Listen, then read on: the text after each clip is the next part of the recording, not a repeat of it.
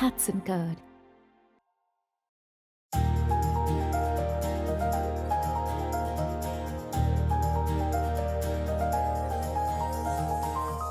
வணக்கம். நலம்தானே? சிவகாமியின் சபதம் போன பாகம் ரொம்ப ரொம்ப ரொம்ப பரபரப்பா இருந்தது இல்ல? இப்போது 12வது பாகம். இது ரொம்ப ரொம்ப முக்கியத்துவம் வாய்ந்தது. ஏன்னா, சிவகாமியின் சபதத்தை கல்கி எழுதுறபோது 2 பிரிவுகளாக எழுதினார். பாகுபலி 1, 2 வந்த மாதிரி. பொன்னியின் செல்வன் சினிமா முதல் பகுதி, 2வது பகுதி வந்த மாதிரி. சிவகாமியின் சபதத்தை கல்கி எழுதிய போதே 2 பகுதிகளாக எழுதினார்.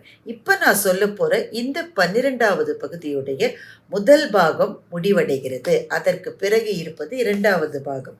ஆனா இந்த முதல் பாகம் முடிஞ்ச உடனே நான் நிறுத்த போறதில்ல, கேப் எதுவும் விட போறதில்ல. தொடர்ந்து 2வது பாகத்தை சொல்லப் போறேன். ஆனா இன்றைக்கு மிக மிக முக்கியமான முதல் பாகத்தினுடைய நிறைவு 12ஆம் பகுதி சிவகாமியின் சபதம்.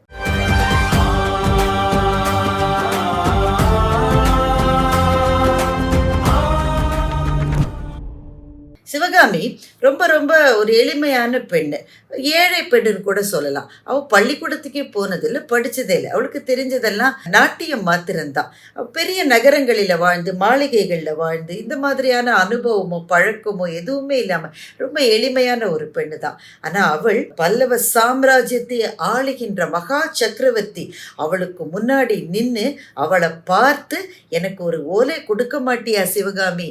மாமல்லனை நான் காதலிக்கவில்லை, ஒரு ஓலையை நீ கொடுத்துட மாட்டியான்னு ஒரு யாசகம் போல கேட்ட பிறகு கூட, என் உயிர் போனாலும் போகட்டும், கத்தியால் என்ன நீங்க கொன்னாலும் சரி, அப்படி ஒரு ஓலையை நான் எழுதவே மாட்டேன்னு சொல்லுகிற தைரியம் சிவகாமிக்கு இருந்தது.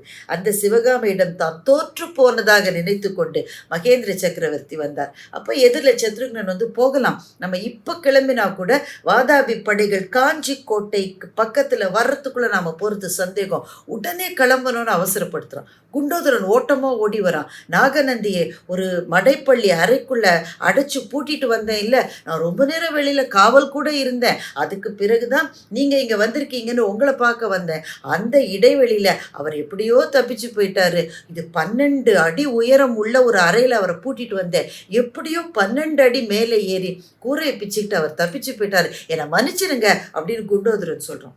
சத்ருக்னனுக்கு ஒரு கோவம் வந்ததே பார்க்கணும். சீச்சி, உன்னையெல்லாம் ஒற்றர் படையில நான் வேலையில வச்சிருக்கேன்னு என்ன சொல்லணும்? உன்னால நம்முடைய ஒற்றர் படைக்கு அவமானம், களங்கம் அப்படின்னு ரொம்ப திட்டி விட்டுட்டோம். மகேந்திர சக்கரவர்த்திக்கு இந்த செய்தி ஒன்று வியப்பை கொடுத்த மாதிரியே இல்லை. குண்டோதரனை பார்த்து, நாகநந்தியெல்லாம் அவ்வளவு சீக்கிரம் அடைச்சிட முடியாதுப்பா, அவர் நாகப்பாம்பு மாதிரி மண்ணுக்குள்ளே புகுந்து கூட தப்பித்து கொள்ளக்கூடியவர், அதனால் எனக்கு ஒன்றும் இதில் வியப்பு இல்லை அப்படின்னு அவர் சொன்னார். சரி கிளம்பலான்னு அவங்க குதிரைகளில் ஏறி அவங்க கிளம்ப ஆரம்பிக்கிறாங்க. ஆனால் அங்கே தானே ரதசாரதியான கண்ணபிரான் அங்கே தானே நின்றுட்டு இருக்கணும், அவனை காணும். சத்ருக்னன் கேட்குறான், கண்ணபிரானும் ரதமும் எங்கே போச்சு? அதில் போனதானே நம்ம சீக்கிரம் போக முடியும். சக்கரவர்த்திக்கு இதுவும் வியப்பை தரவில்லை. அவர் சத்ருக்னனை பார்த்து சொன்னார், என்ன 1, 1, 2 அப்படின்னு கூட ஒற்றர் படை தலைவனுக்கு நான் சொல்லி தரணுமா? ரதசாரதியான கண்ணபிரான் எப்போ போவான்? ஒன்று என்னை பார்த்தா கிளம்புவான், இல்லைன்னா மிக மிக முக்கியமான அந்த சிங்க இலச்சினை இருக்குல்ல, அந்த முத்திரை மோதிரம், அதை முக்கியமானவர்கள் யாராவது கொடுத்து அவனை அந்த ரதத்தில் கூட்டிட்டு கொண்டு போக சொல்லியிருக்கலாம் தானே அப்படின்னு அவர் கேட்குறாரு. இப்போ சத்ருக்னனுக்கு தூக்கி வாரி போட்டது. 1, 1, 2 என்ன 1, 1? நாகநந்தி தப்பி விட்டார் என்பது ஒன்று, சிவகாமியினிடமும் ஆயனரிடமும் மிக முக்கியமான அந்த இலச்சினை மோதிரத்தை மகேந்திர சக்கரவர்த்தி கொடுத்திருக்காருது ஒன்று. இந்த 1, 1 சேர்த்தா என்ன 2 வருது? நாகநந்தி தான் அந்த மோதிரத்தை கண்ணபிரானிடம் காட்டி, என்னை ஓட்டனடிய காஞ்சிபுரத்துக்கு கூட்டிட்டு போன்னு சொல்லி கிளம்பி போயிருக்க வேண்டும் என்பது ஒற்றர் தலைவனான சத்ருக்னனுக்கு கொஞ்சம் தாமதமாகத்தான் புரிந்தது. இப்போது என்ன செய்வதுன்னு கேட்டான். போயிட்டே இருக்க வேண்டியதுதானே. அங்கே இருந்த குதிரைகள் ஏறி 2 பேரும் போறாங்க. சத்ருக்னன் சக்கரவர்த்தியிடம் சொல்கிறான், உங்களோடு நான் 20 வருஷமாக வேலை செஞ்சிட்ருக்கேன், நீங்கள் போகிற வேகத்துக்கு என்னால் போக முடியல. நான் இந்த குதிரையில் போகிற வேகத்தை மாத்திரம் சொல்லலை, உங்கள் மூளை பயணப்படுகிற வேகத்தையும் தான் சொல்கிறேன். என்னால் நம்பவே முடியல, உங்களினுடைய இலச்சினை மோதிரத்தை ஏன் ஆயனை சிற்பிட்டு போய் நீங்கள் கொடுத்தீங்க? சிவகாமிகிட்ட போய் எங்கே கொடுத்தீங்க? அதை பத்திரமா வைக்கிறதுக்கான ஒரு இடம் கூட அவங்களுக்கு இல்லையே. இந்த யுத்த காலத்தில் யாராவது அப்படி செய்வாங்களா அப்படின்னு நீங்கள் கொடுக்கும்போதே நான் ரொம்ப யோசித்தேன். ஆனால் இப்போ எனக்கு தோணுது, எப்படியாவது நாகநந்தி அதை அவர்களிடமிருந்து வாங்கி கொண்டு விடுவார் அப்படின்னு யோசிச்சு, அவர் கையில் அந்த மோதிரம் போகணுன்றதுக்காகவே நீங்கள் கொடுத்துருக்கீங்களோ அப்படின்னு இப்போ நான் யோசிக்கிறேன். மகேந்திரவர்ம பல்லவர் சிரித்து கொண்டே சொன்னார், இப்போதுதான் நீ என் வேகத்துக்கு கொஞ்சம் பக்கத்தில் வருகிறாய் அப்படின்னு. சரி, நாகநந்தி இதை வாங்கிக்கிட்டு என்ன செய்வார் அப்படின்னு சத்ருக்னன் கேட்குறார். சத்ருக்னன் நல்லா யோசிச்சுப்பார். நாகநந்தி 2 முறை என்னிடம் தோற்று போயிருக்கிறார். எந்த 2 முறை சொல்லு அப்படிங்கிறாரு. சத்ருக்னன் உடனே சொன்னான், முதல் முறை பரஞ்சோதியிடம் ஓலை கொடுத்தார் நாகநந்தி. அந்த ஓலையை நீங்கள் ராத்திரியை வாங்கி பார்த்தீங்க. ஓலையை வாங்கி பார்த்ததோடு இல்லை, இந்த ஓலையிலலாம் சாதாரணமாக நாம எதிரமதி நலம் நலமறிய ஆவல் அப்படியா இருக்கும்? அது எல்லாமே சங்கேத மொழியில் இருக்கும். அதாவது இந்த கிரிப்டிக் லாங்குவேஜ்னு சொல்லுவாங்கள்ல, அதில் இருக்கும். அதை மேலோட்டமாக படித்தா என்ன எதிர்க்காங்கன்னு புரியவே புரியாது. அதில் ஒரு ரகசியமான ஒரு கோடுன்னு சொல்லுவாங்கள்ல, அது மாதிரி ஒன்று இருக்கும், ஒரு மறைப்பொருள், ஒரு சங்கேத மொழி. இந்த ஓலையை திரும்ப திரும்ப நீங்கள் பார்த்து நாகநந்தியினுடைய சங்கேத மொழி என்னன்றதை நீங்கள் கண்டுபிடிச்சிட்டீங்க. அது மாத்திரம் இல்லை, இந்த மாதிரி ஓலைகளில் பிரத்யேகமாக ஏதாவது ஒரு சின்னத்தை வரைவாங்க. ஒரு பூவோ இல்லை ஒரு சூரியோதயம் ஏதாவது ஒரு சின்னத்தை வரைவாங்க. அதை வரைந்தால் இது இவரிடமிருந்து தான் வந்திருக்கிறது என்பதற்கான உறுதிப்பாடு அதுதான். இந்த மாதிரி நாகநந்தியினுடைய ஓலையில் என்ன இருக்குன்றதை கண்டுபிடிச்சிட்டு அதே மாதிரியான ஒரு ஓலையை தயார் செய்து நீங்கள் அதே பரஞ்சோதியிடம் கொடுத்து புலிகேசி மன்னனுக்கே அனுப்பிவிட்டீர்கள். அந்த ஒரு காரணத்தினால்தான் உடனடியாக கிளம்பி வராமல் இந்த படை 7 மாதம் தென்பண்ணியினுடைய கரையிலேயே காத்திருந்தது. இது உங்களிடமிருந்து நாகநந்திக்கு கிடைத்த முதல் தோல்வி. 2வது தோல்வி, துர்விநீதனை பார்த்து நாகநந்தி பல்லவர்களுக்கு எதிராக நீ படையெடுக்க வேண்டும்னு சொல்லியிருந்தாரே தவிர அந்த படையெடுப்பு எப்போ நடத்தணும்லாம் அவர் ஒன்றும் சொல்லலை. ஆனால் நீங்கள் நாகநந்தி எழுதுகிற மாதிரி ஒரு ஓலையை துர்விநீதனுக்கு நீங்கள் அனுப்பிச்சிருக்கீங்க, உடனடியாக படையெடுத்துவான்னு சொல்லி. அதை நம்பி அவனும் படையெடுத்துட்டு வந்துட்டான். அதை நாகநந்தி எதிர்பார்க்கவே இல்லை.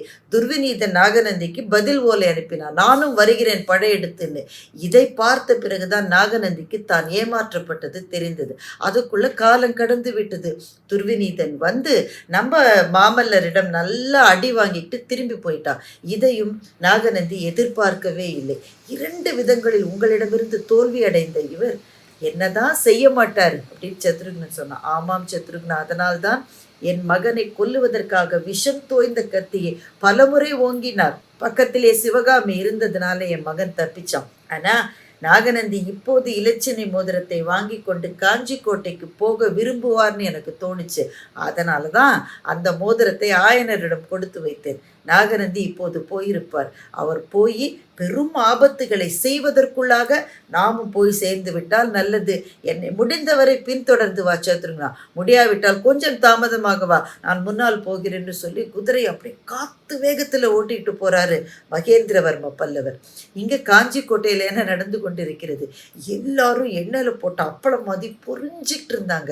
ஏனென்றால் கோட்டைக்கு மேலே இருந்து பார்க்கிறவர்கள் சொல்லிவிட்டார்கள், நெடுந்தூரத்தில் வாதாபி படை வருவதை எங்களால் இங்கிருந்து பார்க்க முடிகிறது. கடல் அப்படியே பொங்கி வருவது மாதிரி ஓசை கேட்கிறது. 1,00,000 வீரர்களும் 15,000 யானைகளும் வந்தா சத்தம் எப்படி இருக்கும்? அந்த சத்தம் கேட்க ஆரம்பித்து விட்டது. அந்த படைகள் வருவதனால் பறக்கின்ற தூசி புகை வானத்தை ஏற்கனவே எட்டி பார்க்கிறது. நாம கோட்டை கதவை மூட வேண்டும் என்றால் இன்னும் கொஞ்ச நேரத்துக்குள்ள மூடணும்னு செய்தி வந்த வண்ணம் இருக்கிறது. கொஞ்ச நேரம் யோசித்து பார்த்தார் மாமல்லர். பிறகு மந்திர ஆலோசனை கூட்டினார். அதான் மிக முக்கியமானவர்கள் எல்லாம் சேர்ந்து செய்கிற ஆலோசனை. ரொம்ப முக்கியமானவர்கள் எல்லாரும் வந்தாச்சா? சேனாதிபதி வந்தாச்சா? ஊர் தலைவர்கள் வந்தாச்சா? மாமல்லர் சொல்லுகின்றார், மகேந்திரர் இன்னும் வந்து சேரவில்லை, அப்பா இன்னும் கோட்டைக்குள் வரவில்லை. நான் வருவதற்கு முன்பே அவர் வந்துடுவார்னு நான் நினச்சேன். அவர் இன்னும் வரலை. படைகள் பக்கத்திலே வந்து விட்டது. நமக்கு நேரம் அதிகம் இல்லை. இப்போது எங்கள் அப்பா இருக்க வேண்டிய இடத்துல நான் இருக்கேன். அது எல்லாரும் ஒத்துக்கிறீங்களா அப்படின்னு கேட்டார். ஆமாம், அவர் இல்லாத நேரத்தில் உங்களினுடைய கட்டளையை நாங்கள் நிறைவேற்றுவோம்னு எல்லாரும் சொல்கிறாங்க. அப்போது என்னுடைய கட்டளையை முழு மனதோடு நீங்கள் எல்லாரும் நிறைவேற்ற வேண்டும். உங்கள் கட்டளை என்னன்னு எல்லாரும் கேட்குறாங்க. இந்த கோட்டைக்குள்ளே இருப்பது, கோட்டை கதவை சார்த்தி கொள்ளுவது, உள்ளேயே இருப்பது, இந்த மாதிரி விஷயங்களில் எனக்கு நம்பிக்கை கிடையாது. தைரியத்தோடு வெளியே போவோம். நம்மை நோக்கி வருகிற வாதாபி படையோடு சண்டை போடுவோம். பழந்தமிழ் நாட்டு வீரர்களினுடைய சிறப்பை பற்றிலாம் நாம் கேள்விப்பட்டிருக்கோம் இல்லையா? சங்க இலக்கியங்களை எவ்வளவு படிச்சிருக்கோம். இப்போ நம் வீரத்தை காட்ட வேண்டிய ஒரு தருணத்தை வாழ்க்கை நமக்கு கொடுத்திருக்கிறது. இந்த தருணத்தை போக்கடித்து விட்டு கோட்டைக்குள்ள புகுந்து உள்ளே மறைந்து வாழ்வதா எலிகளைப் போல வெளியே போவோம், சண்டை போடுவோம், இறந்தாலும் நமக்கு பெருமைதான், அதனால் நம் படைகள் உடனே கிளம்பட்டும் அப்படின்ற உத்தரவை மாமல்லர் பிறப்பித்து விட்டார். எல்லாரும் அப்படியே கற்சலை மாதிரி நின்று போயிட்டாங்க.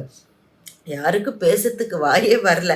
அப்போ சேனாதிபதி தான் சொல்றாரு, நீங்கள் சொல்லுவதை கேட்க வேண்டியது எங்களுடைய கடமை.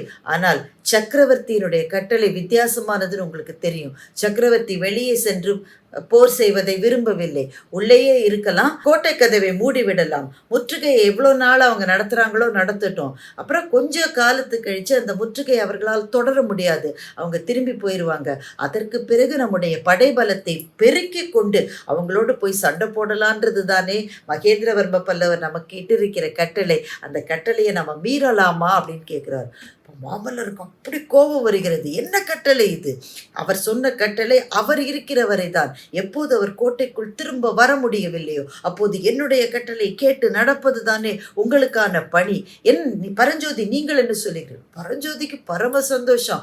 மன்னா, நீங்கள் சொல்லுவதை கேட்பதுதான் இந்த நேரத்தில் எங்களுக்கான ஒரே வழி. அதனால நீங்கள் சொன்னபடி நாம செய்யலாம். ஆனா ஒருவேளை சக்கரவர்த்தி இன்னும் கொஞ்ச நேரம் இருக்கு, இன்னும் ஒரு நாழிகை நேரம் இருக்கிறது, அதுக்குள்ள அவர் ஒருவேளை கோட்டைக்குள்ள வந்து விட்டால், அவருடைய கட்டளை வேறு மாதிரியாக இருந்தால் நாங்கள் அதைத்தான் கேட்க வேண்டுமே தவிர உங்களுடைய கட்டளையை அப்போது நிறைவேற்ற முடியாது. அதனால் இன்னும் ஒரு நாழிகை பொறுத்து பார்ப்போமே அப்படின்னு பரஞ்சோதி சொல்றார். இப்போ அந்த மந்திராலோசனை கூட்டம் நடக்கிற போது யாரும் வந்து தொந்தரவு பண்ணக்கூடாது, யாரும் கதவை தட்டக்கூட கூடாது. ஆனால் அந்த நேரத்தில் கதவு தட்டப்படுகிறது.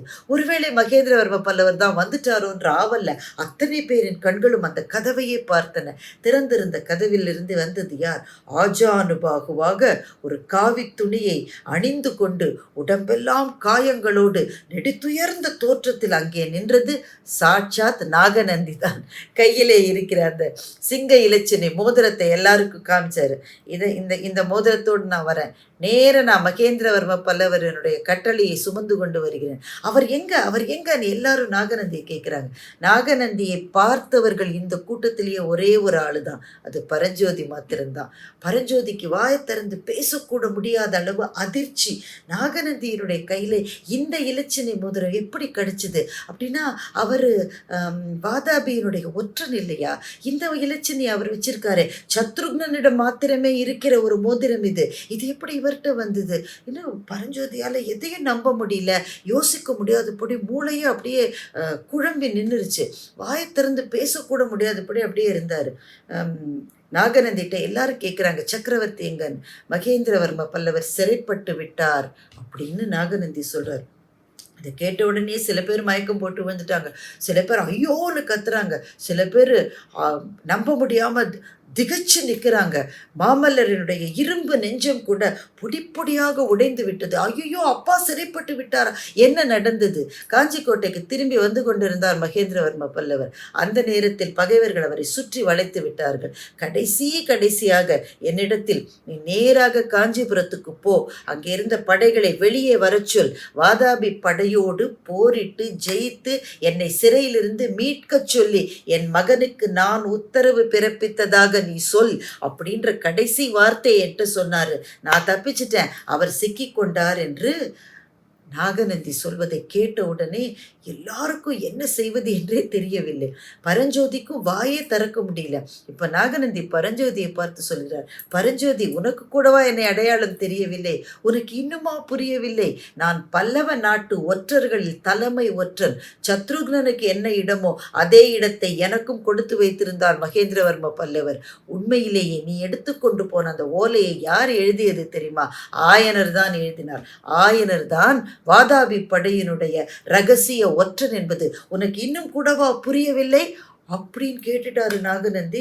இப்போ பரஞ்சோதிக்கு தலை சுற்ற ஆரம்பித்து விட்டது. அவனுடைய மனசுல என்னென்னவோ தோற்றங்கள் எல்லாம் வந்தது. இப்போ நாகநந்தி பரஞ்சோதியை பார்த்து கேட்கிறார், அந்த ஓலையை உன் கையிலே கொடுத்து இதை எடுத்துக்கொண்டு போ என்று சொன்னது யார் அப்படின்னா யோசிச்சு பார்க்குறான். ஆயனர் தான் அந்த ஓலையை கொடுத்துருக்காரு.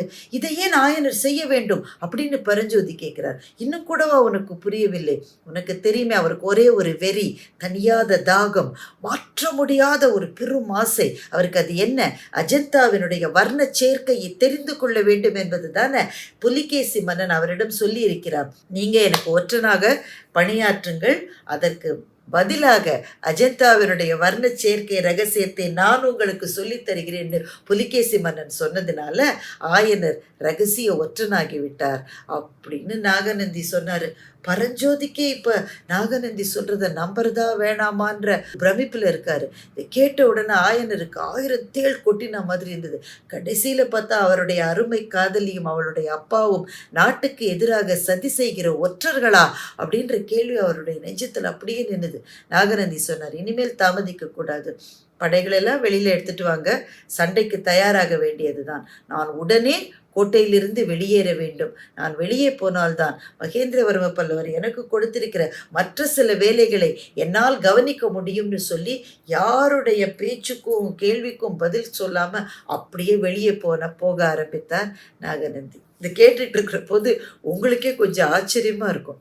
எப்படியெல்லாம் ஒற்றர்கள் ஒரு போரினுடைய போக்கை திசை மாற்ற முடியும் அப்படின்னு யோசிக்கிறப்போ பிரமிப்பாக தான் இருக்குல்ல. நாகநந்தி ஒரு நிமிஷத்தில் அத்தனை பேரினுடைய சிந்தனையையும் மாற்றிவிட்டார். என்ன செய்யணும்னு நினைச்சார் அவர்.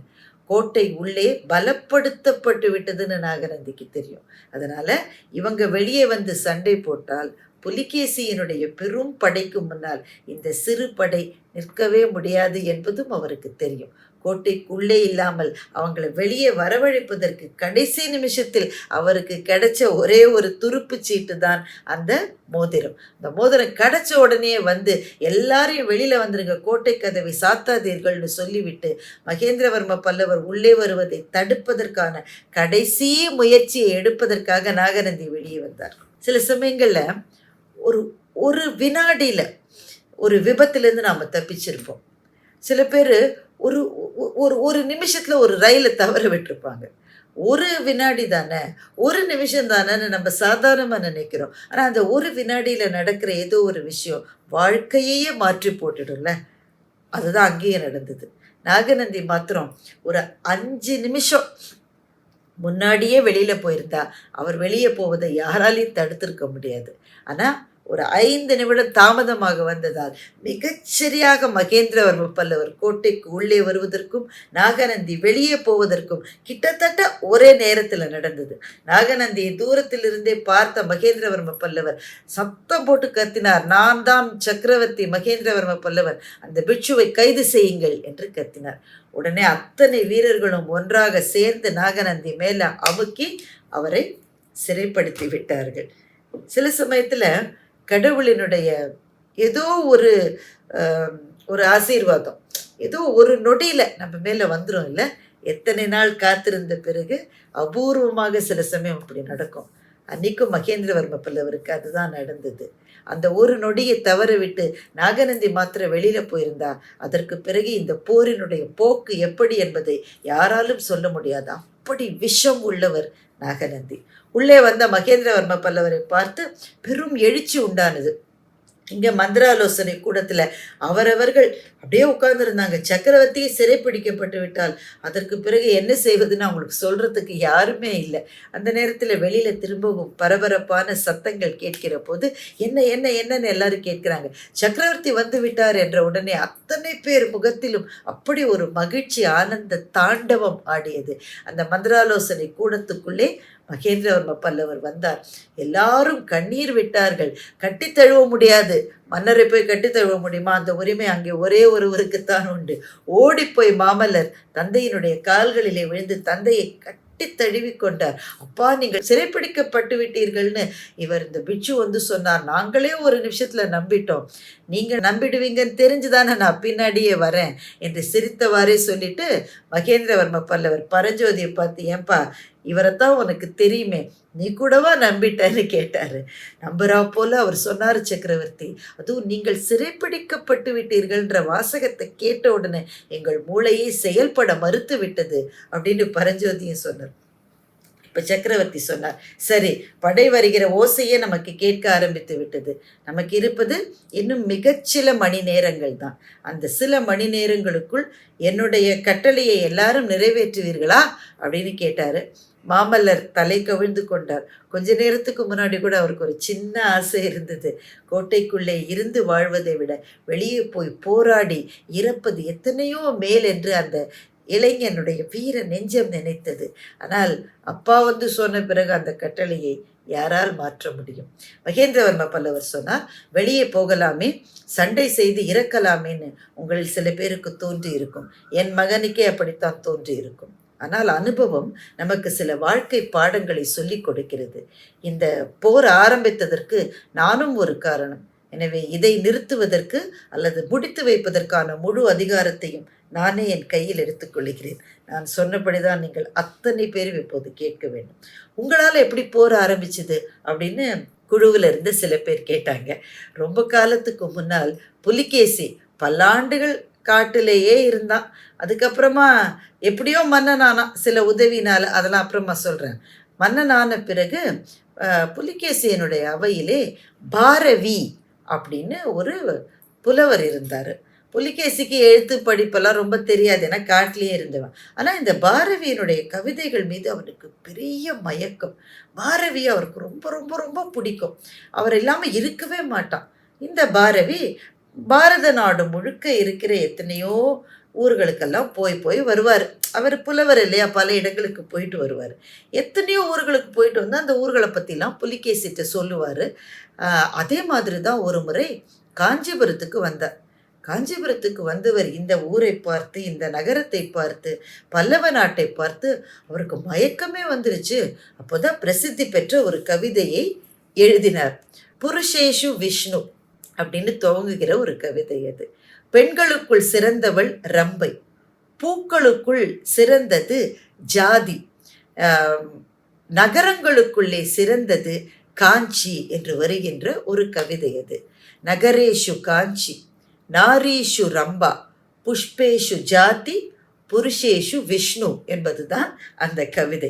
நகரங்களுக்குள்ளேயே காஞ்சிபுரம் தான் சிறந்தது என்ற கவிதையை பாரவி எழுதிய பிறகு இந்த ஊரிலேயே வாழணும்னு இங்கேயே வாழ ஆரம்பிச்சிட்டாரு. இதை விட்டு வெளியே போக மாட்டேன், இதை விட அழகான ஒரு ஊர் இந்த உலகத்திலே கிடையாதுன்னு பாரவி சொல்லிட்டாரு.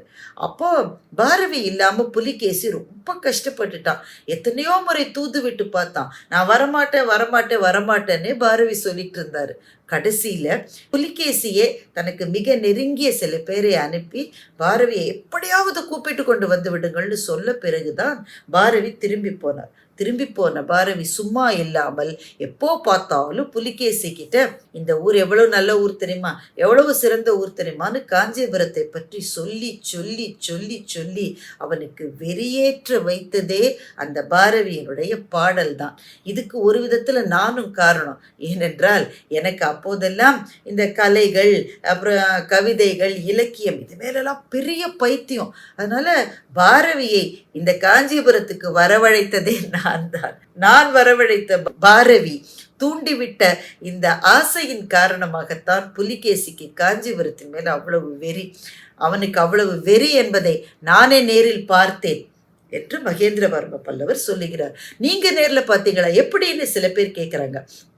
வஜ்ரபாகு அப்படின்ற ஒரு தோற்றத்தை, ஒரு மாறுவேடத்தை போட்டுக்கொண்டு நான் புலிகேசியினுடைய அவைக்கே போனேன். அப்போதான் பரஞ்சோதி ஓலையை எடுத்துக்கிட்டு வந்தார். நாங்கள் 2 பேரும் அங்கே தான் சந்திச்சுக்கிட்டோம். புலிகேசியனுடைய அவையில் இந்த ஓலையை படித்த பிறகு அவருடைய முகத்திலே வந்த ஏமாற்றத்தை நேருக்கு நேராக நான் பார்த்தேன். அந்த அளவு காஞ்சிபுரத்துக்கு வரணும், இந்த சிம்மாசனத்தில் அமர வேண்டும், சிம்மாசனத்தில் அமர முடியாவிட்டால் காஞ்சிபுரத்தையே கொளித்து விட வேண்டும். ஏனென்றால் என் ஊரை விட சிறந்த ஒரு ஊர் இந்த உலகத்தில் வேற ஒரு இடத்துல இருக்கக்கூடாதுன்னு நினைப்பது தான் புலிகேசியனுடைய மனம். அதை நேரே பார்த்துவிட்டு ஓலையை மாற்றிய காரணத்தினால 7 மாதம் அவனை தென்பெண்ணை நதிக்கரையிலேயே நான் நிறுத்திவிட்டு வந்ததனால்தான் இந்த அளவாவது நாம் உயிரோடு இருக்க முடிகிறது. எனவே இப்போது நமக்கு இருக்கிற ஒரு கடமை, கோட்டையை பலப்படுத்திட்டோம், கோட்டைக்குள்ளேயே இருப்போம். என்னுடைய மகன் கிட்டத்தட்ட 1 வருஷத்துக்கு தேவையான உணவுப் பொருளை எல்லாம் சேர்த்து கொண்டு வந்துட்டான்.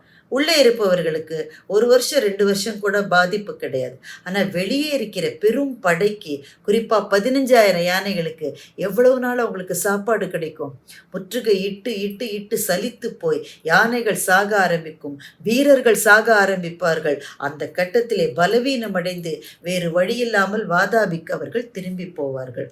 ஆனால் முக்கியமான விஷயம் என்னவென்றால், இங்கே இருக்கிற கிராமத் தலைவர்கள் நீங்கள் எல்லாம் இப்போது உடனே கோட்டையை விட்டு வெளியே போய்விட வேண்டும். திரும்ப கோட்டைக்குள்ளே நீங்கள் வர முடியாது.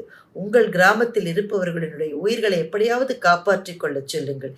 காஞ்சிபுரத்துக்காக இந்த தியாகத்தை நீங்கள் செய்வீர்களா அப்படின்னு அவர் கேட்குறாரு. கிராமத் தலைவர்கள் சொல்றாங்க, நாங்கள் காஞ்சிபுரத்தை காப்பாற்றுவதற்காக எங்கள் உயிரையும் கொடுப்போம். புலிகேசி சுற்றி இருக்கிற கிராமங்களின் மீதுதான் தன் கோவத்தை காட்டுவான் என்பது எங்களுக்கு தெரியும். அதை நாங்கள் தாங்கிக் கொள்கிறோம்.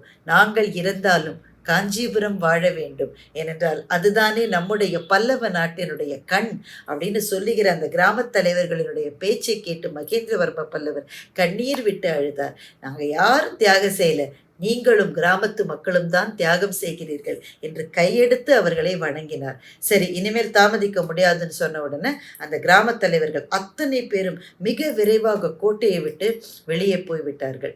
எல்லாம் தயார் தானே, கோட்டை கதவுகளை மூடிவிடலாமா அப்படின்னு மகேந்திரவர்ம பல்லவர் கேட்கிற போது, கண்ணபிரானுடைய அப்பாவான அசுவபாலர் இருக்காருல்ல, அவர் மாத்திர சக்கரவர்த்தி, என் மகன் இன்னமும் திரும்ப வரவில்லை அப்படின்னாரு. ஏன்? நாகநந்தி அவன் தானே கூட்டிட்டு வந்தான், அவனை வெளியே நிறுத்திட்டு இவர் மாத்திரம் உள்ள வந்திருக்காரு. அப்போ நாகநந்தி உள்ளே வருவதற்கான ஒரு ரகசிய வழி இருக்கிறது, அது கண்ணபிரானுக்கு தெரிந்திருக்க வேண்டும்னு இவங்க பேசிட்டு இருக்கும் போதே நல்ல வேளையா கண்ணபிரானும் உளறி கொட்டிட்டு உள்ள வந்துட்டான்.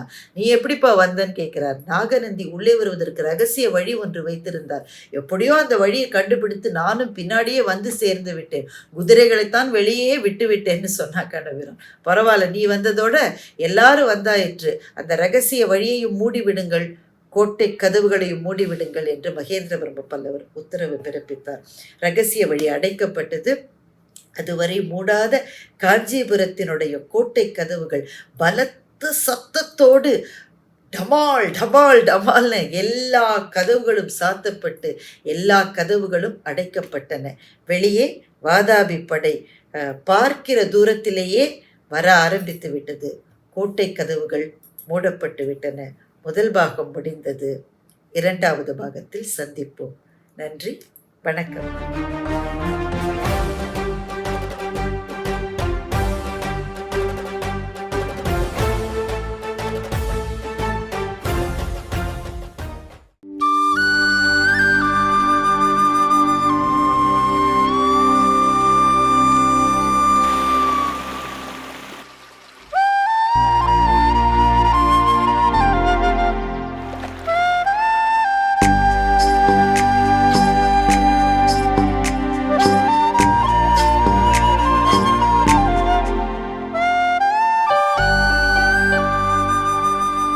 Hudson Guard.